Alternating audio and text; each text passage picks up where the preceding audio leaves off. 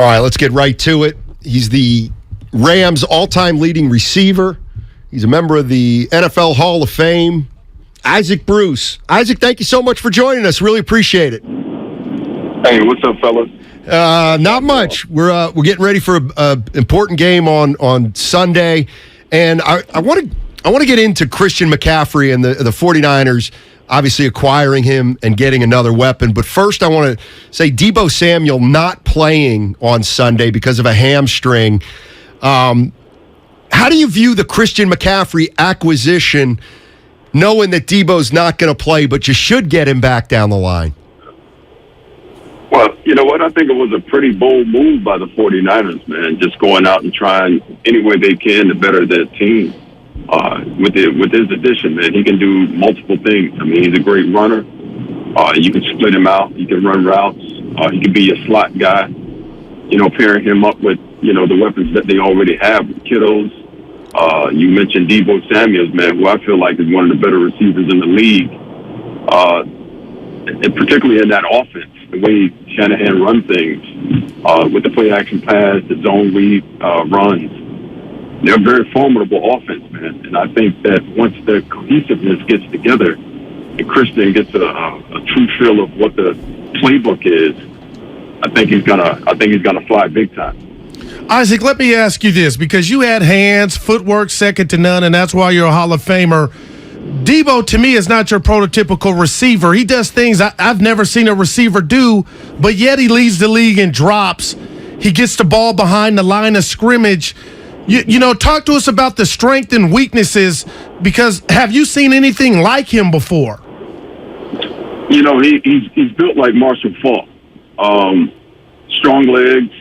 Marshall, he could have been a third wide receiver for the team that we played for. But at the same time, he looks as if he was always a running back, and they decided to split him out, try to teach him to be a wide receiver. And from that standpoint, when he gets the ball in his hand, he's hard to bring down. So some of the nuances about catching the ball and running routes, I think those are part of his weaknesses. But I see him gaining strength and getting better at those two things. I think he's one of the top players in the National Football League. Isaac Bruce joining us on 95.7 The Game. He's the Rams' all-time leading receiver, a member of the Hall of Fame also. Of course, the Rams play the 49ers in L.A. On Sunday. So, Isaac, you're a member of the Rams, and the Rams acquired Torrey Holt. And after a year or two, he becomes the Rams' leading receiver. I want to ask you a little bit about, so here comes Christian McCaffrey, who, if he's healthy, is probably going to touch the ball 18, 20 times a game. It's going to impact everybody else's touches.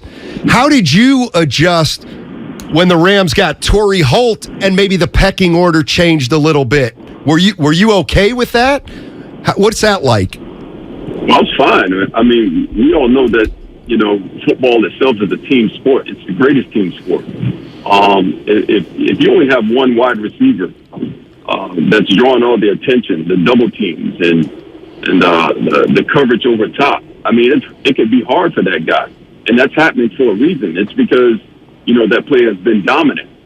So once you go out via free agency, via trade, or doing a draft and bring another guy in, hey, it makes it even better. I mean, less is more. Prior to Torrey Holt coming to town, I didn't reach the playoffs. I didn't go to the Super Bowl by myself. So once guys like that come into town, you get better as a team. You get more opportunities. Now, we saw last year, all through the tenure of Kyle Shanahan, Isaac, he's owned McVay and the Rams, but yet last year in the NFC Championship game, you guys got it, went to win the Super Bowl. But right now, the O-line's decimated, the team's 3-3. I mean, is this like a Super Bowl hangover / injuries? What do you expect this Sunday, and why are the Rams 3-3? Well, I think a lot of what you're seeing, man, Super Bowl hangover, that could be a part of it. But at the same time, the importance of preseason. I mean, when McVay first came in, he didn't allow his starters to play in preseason. And the entire league kind of started to mimic that being a copycat league. But you can tell that some of the players on the team, they needed that preseason. They needed to get back acclimated to the pounding, the grind that is the NFL. be tackled in preseason, thud it up really good in practice, and really just get a feel back for playing football again. I mean, you get an opportunity after winning the Super Bowl to shine, as you should. But at the same time, you have to put that season and try to what you just accomplished by winning another Super Bowl. And you got to remind yourself and know that the other guys in your division, they're going to be coming directly at you. They drafted to get to combat what you do best. They brought in guys via free agency to stop what you do. Guys to block Aaron Donald. Guys to try and cover Cooper Kupp. You got to realize that, and you just can't rest on it. I mean, once you get off that podium, once you finish up that off season and start to get back to work, you got to train yourself mentally to be prepared to play that following season after winning the Super Bowl. I felt like Coach McVay should have really introduced them to the preseason all over again by having some of those guys participate. Interesting. Isaac Bruce joining us on 95.7 The Game. Isaac, what's the fine line between Cooper Kupp being a dominant receiver, a true number one, versus, well, now you're too one-dimensional, you're going to him too much? Well, you just spoke about Christian McCaffrey headed to San Francisco. He kind of got freed up from Carolina. He was pretty much a one-man show down there. Yeah. Right now, Cooper Kupp, this last season, most of this season, if you notice, in the pictures when you're watching the game, how close the safeties are to the line of scrimmage when you're playing the Rams now, when you're playing the offense now. It's because we're not running the ball consistently. We don't have the ability to take the top off the defense. There's not a Van Jefferson on the field to take that top off the defense to kind of free Cooper up a little bit more and let him do what he does best, which is run routes underneath, get the ball in his hand, and let him dance the way he does. So that's the response that you get. You get the defenses closing in on you, and when you have problems blocking them up front, and you got people running in the quarterback's face, it's not going to bode well every game or just every snap. Like it's not going to look the way it looked last year. Isaac, I keep pointing out that you're a Hall of Famer and you deserve that. So I keep telling my partner here, Jimmy Garoppolo, he's an average quarterback. He's done some good things, but, you caught the ball from a Hall of Famer. Everybody would like to catch it from Marino or Mahomes, but Jimmy throws a different ball. Sometimes it's not pretty. As a Hall of Fame receiver, does that matter? If you're sitting down talking to other Hall of Fame receivers, is it whoever's throwing it, I got to catch it? Or do you understand that can make guys like Ayuk, Kittle, and even Deebo's job just a bit more difficult if the ball's not perfect all the time? Well, you know what? We're professionals, and we believe in the next man up. We all have that mentality.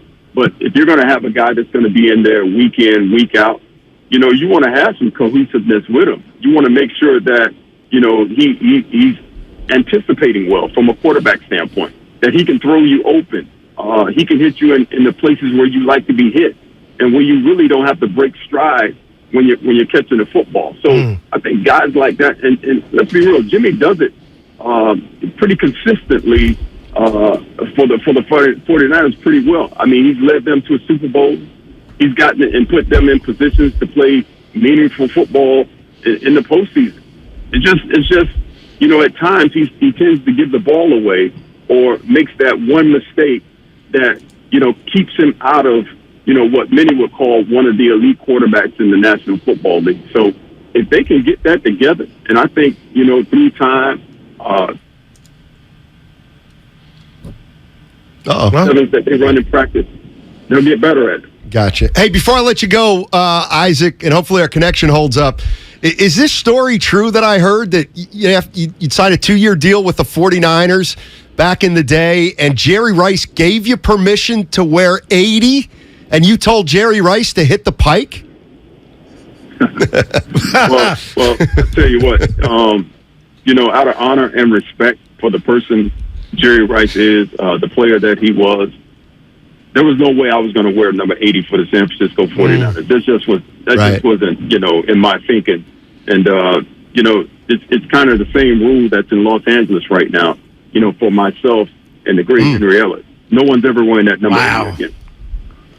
Nice. Inner Yeller. Hey, Isaac, thank you so much for your time. Really appreciate it. It's a lot of fun, and good luck to you and whatever you're up to, man. All right, fellas. All right.